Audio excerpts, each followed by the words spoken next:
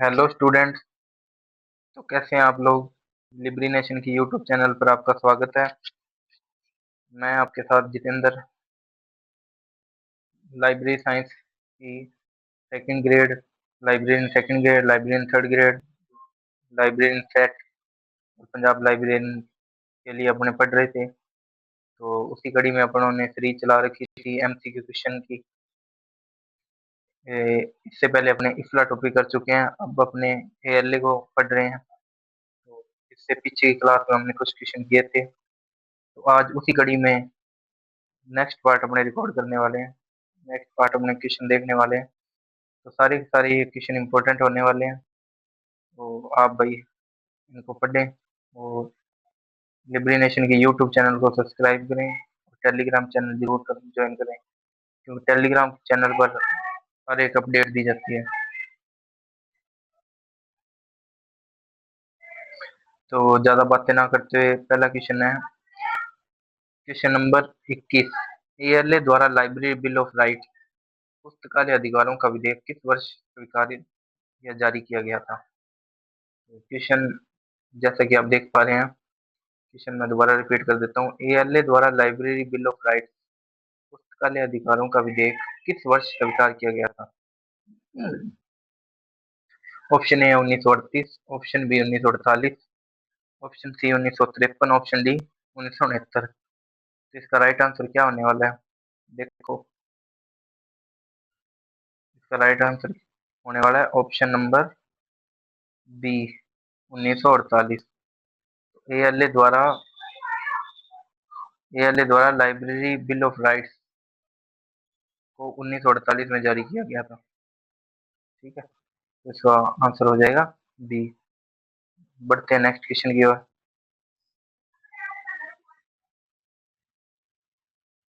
Question number 22। Freedom to read foundation FTRP की स्थापना किस वर्ष की गई थी। बताओ भाई। एफटीआरपी एफटीआरएफ की पहले तो फुल फॉर्म बताओ। एफटीआरएफ की फुल फॉर्म इंपॉर्टेंट है। एफटीआरएफ की फुल फॉर्म क्या है। एफटीआरएफ फ्रीडम टू रीड फाउंडेशन।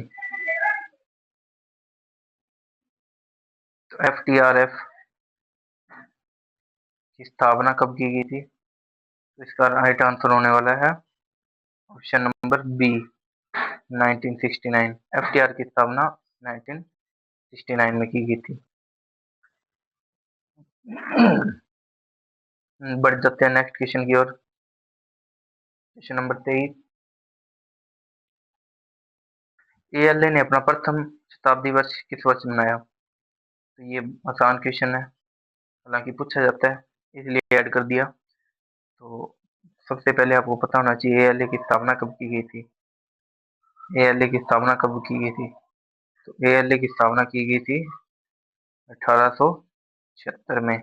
इसके द्वारा मेलविल डेवी के साहब के द्वारा। ठीक है, तो शताब्दी का मतलब होता है 100 साल। तो 1876 से लेके 100 साल और जोड़ लो तो क्या हो जाएगा 1976। इसका आंसर हो जाएगा 1976 में। चलो बढ़ते हैं नए क्वेश्चन की ओर। एएलए द्वारा वर्ष 2026 में अपना कौन सा स्थापना दिवस मनाने की घोषणा की गई थी। तो एएलए द्वारा वर्ष 2026 में कौन सा स्थापना दिवस मनाया गया था। इसके द्वारा 150वां स्थापना दिवस मनाया गया था।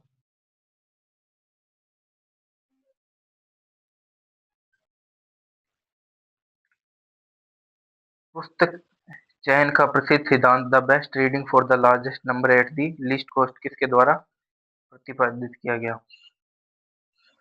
तो ये भाई किसके द्वारा दिया गया था ये सिद्धांत, बताना है आपको। ऑप्शन ए है मेलविल डेवी, ऑप्शन बी है लॉर्ड मैकॉलविन, ऑप्शन सी फ्रांसिस ई डोरी, option D S R Ranganathan. तो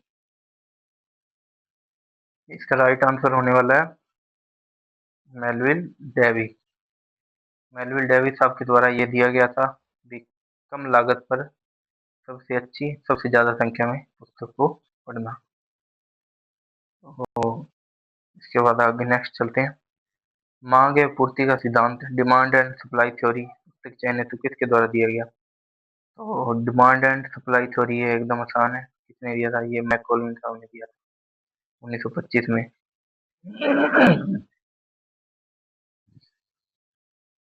नेक्स्ट है, to provide right book to right reader at the right time, पुस्तक चयन का यह कथन किसके द्वारा है? बताओ। इसका अर्थ होता है, पहले तो इसका अर्थ जानते हैं। सही पुस्तक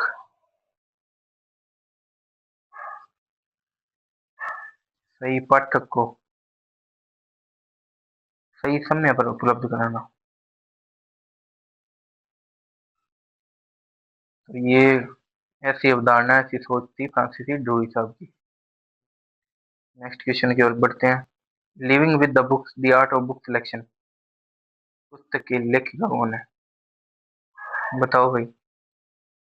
living with the books, the art of book selection की लेखिका option A Margaret Mann, option B Helen Haines, option D Judith Krug, option D Margaret Edwards.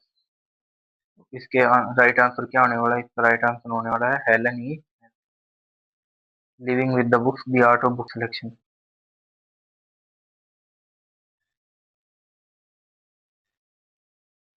Option question number next. Doctor S R Ranganathan द्वारा library book selection नामक पुस्तक किस वर्ष प्रकाशित की गई? तो लाइब्रेरी बुक सिलेक्शन नामक पुस्तक कब आई थी एस आर रंगनाथन साहब की? भाई मैं आपको बता दूं, जब थ्योरी करेंगे तब हम एस आर रंगनाथन साहब के बारे में जब व्यक्तित्व पढ़ेंगे तो रंगनाथन साहब के बारे में पढ़ेंगे। उसमें रंगनाथन साहब की जितनी भी किताबें हैं उनको सारों को पढ़ेंगे। उसमें एक बुक उनकी ये भी है, लाइब्रेरी बुक सिलेक्शन, जो कि 1952 में आई थी। रंगनाथन महोदय की और भी बहुत बुक्स आई हुई हैं, इनको हमने धीरे धीरे पढ़ेंगे। 1933 में सीसी जैसे।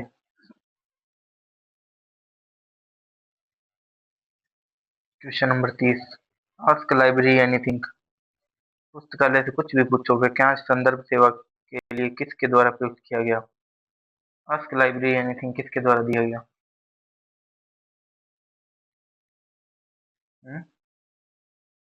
Ask library anything.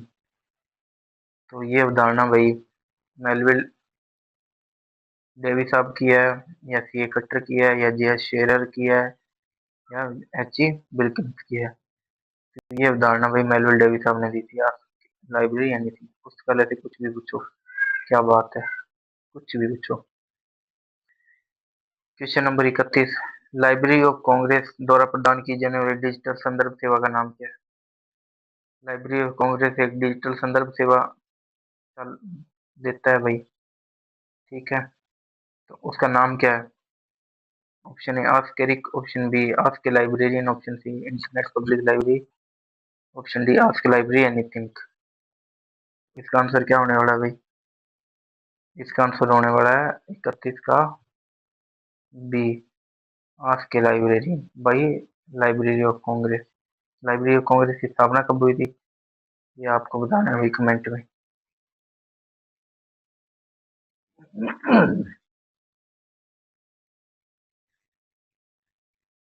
सूचना खोज इंफॉर्मेशन रिट्रीवल से संबंधित आस्क एनोनिम स्टेट ऑफ नॉलेज मॉडल किसके द्वारा विकसित किया गया? सूचना खोज मॉडल इंफॉर्मेशन रिट्रीवल से संबंधित ask anomalous state of knowledge model किसके द्वारा विकसित किया गया? तो ये ऑप्शन है जे एच बेल्किन,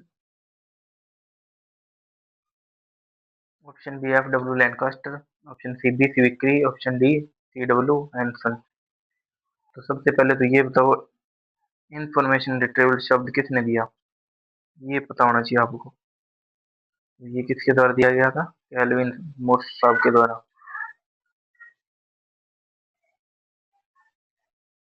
ठीक है। तो आस्क मॉडल विकसित किया था जो कि इंफॉर्मेशन रिट्रीवल से संबंधित था। तो ये किसने किया था भाई? इसका सही आंसर होने वाला है option number A J H Belkin. Next question की ओर बढ़ जाते हैं। एएलए द्वारा कोड ऑफ एथिक्स किस वर्ष जारी किया गया? एएलए द्वारा कोड ऑफ एथिक्स किस वर्ष जारी किया गया? इसका सही आंसर क्या रहने वाला है? सही आंसर रहने वाला है 1938।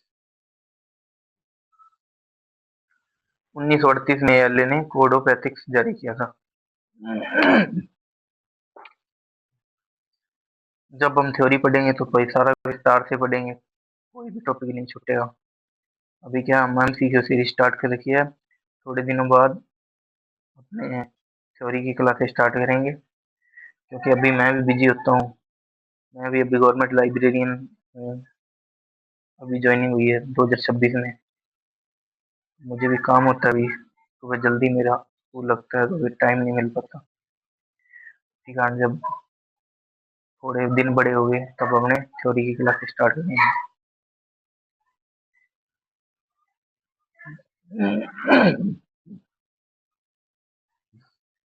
क्वेश्चन नंबर 34, एएलए की प्रसिद्ध पत्रिका American libraries and book list का प्रकाशन आवृत्ति क्या है?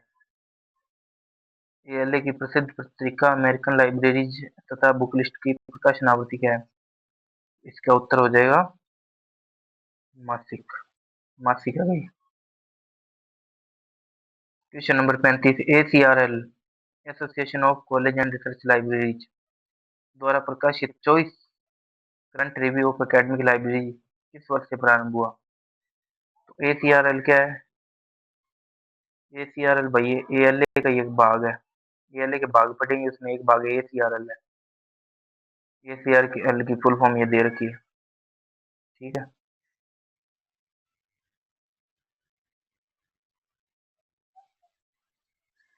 तो ये एसीआरएल चॉइस का प्रकाशन करती है, तो ये कब से शुरू हुई है इसको बताना है अपने को। क्वेश्चन नंबर 35 का सही आंसर हो जाएगा 1964।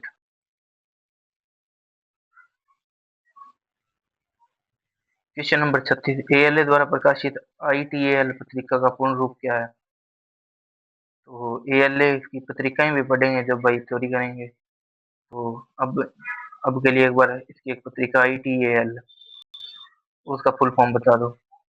आईटीएल की फुल फॉर्म क्या है बताओ?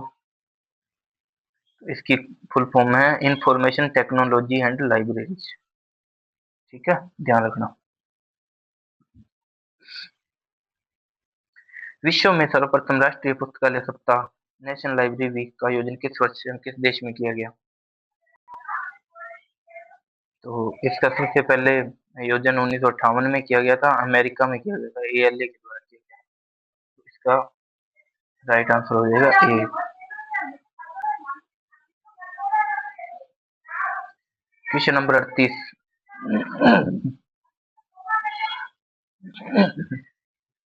वर्ष 1958 में अमेरिका में आयोजित प्रथम राष्ट्रीय पुस्तकालय सप्ताह की थीम क्या थी?